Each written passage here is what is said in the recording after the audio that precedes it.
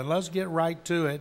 And I know you want to talk about how many pieces away are the Texans from replacing the Patriots in the Super Bowl. Well, the exciting news, not many. When you look at this team, when you follow this team throughout the year, you don't see too many glaring holes. It takes a little bit of luck, as you know, to win the Super Bowl, to make it to the Super Bowl. When you talk about health issues, you need to have a consistent quarterback. When you look at the quote-unquote elite quarterbacks, Eli Manning now can be considered elite. 7 years. He started 7 years in a row. When you look at Peyton Manning before this past injury, he started multiple years in a row. Tom Brady, minus the season that he missed because of the knee injury, that he started years and hundreds of games in a row. You just don't have quarterbacks that miss games when you talk about these elite teams, elite quarterbacks. So I think they're a health issue away when you need to have Matt Schaub on the field for the entire year, and maybe one or two positions when you look at the cornerback position.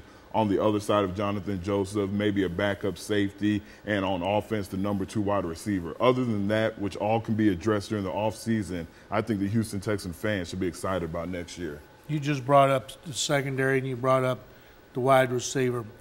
Let's say Mario Williams leaves in free agency. They want to re-sign him. He's their priority. But they're not going to have near as much money as other teams to offer him.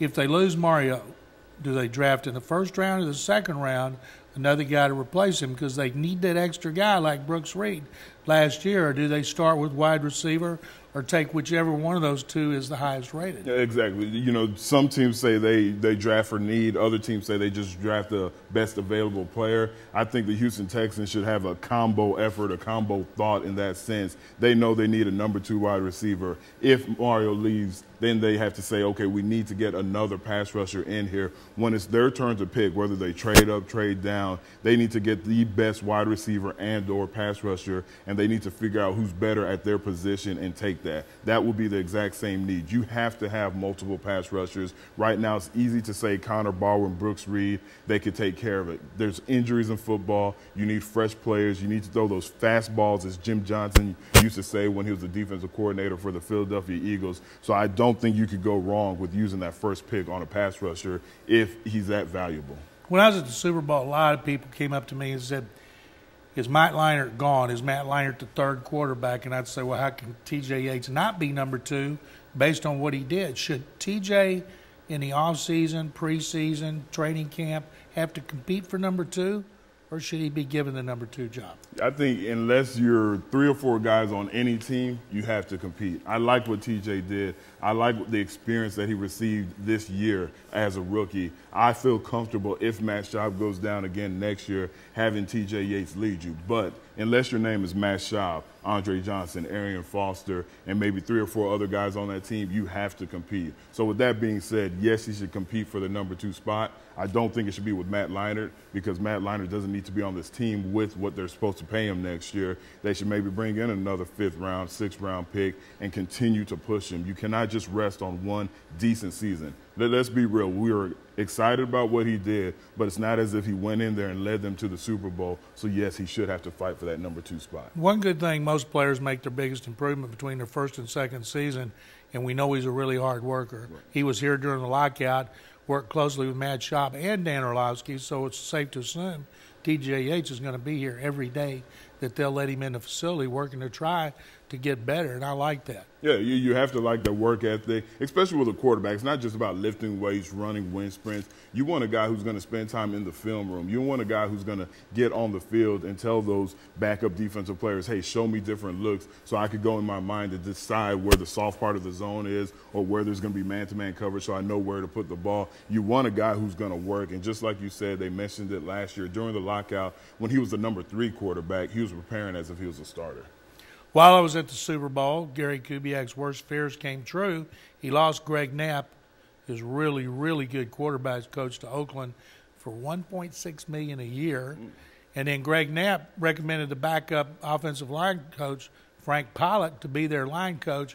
What do you think about the 2 losses of those 2 guys who did really well last season? Well, it's going to hurt the team, but I will say it's not the biggest fear. I believe, even though Kubiak won't say, his biggest fear was losing Wade Phillips. The way Wade Phillips turned that defense around, that's what he didn't want to have happen. It looks like Wade Phillips is going to stay.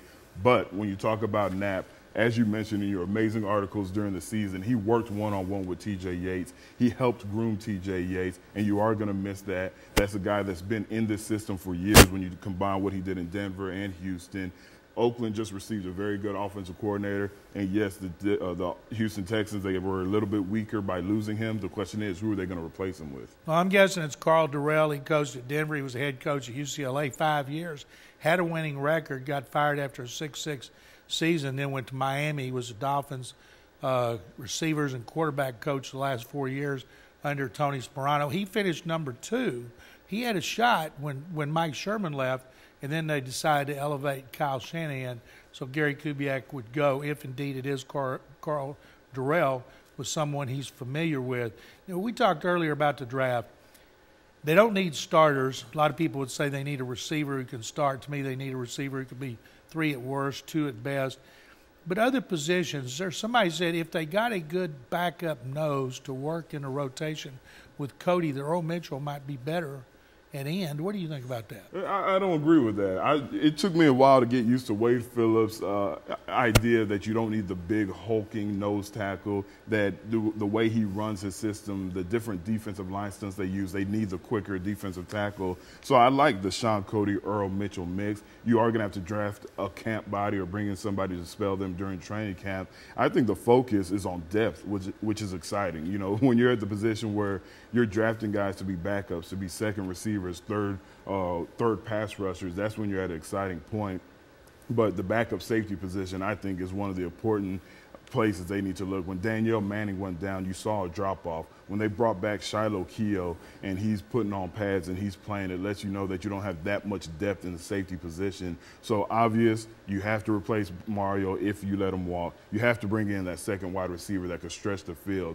But depth of the safety position and the pass rush position is something that's going to be looked at hard. And we also think they need to get a young, talented interior offensive lineman to be ready to play guard or center when the time comes, because you're getting some age at those positions and you can never have enough talent. The last time they used a premium pick was on Antoine Caldwell, right guard, with a third-round pick, and he's never been able to dislodge Mike Brazel, an undrafted free agent. So, and another one is in the 3-4.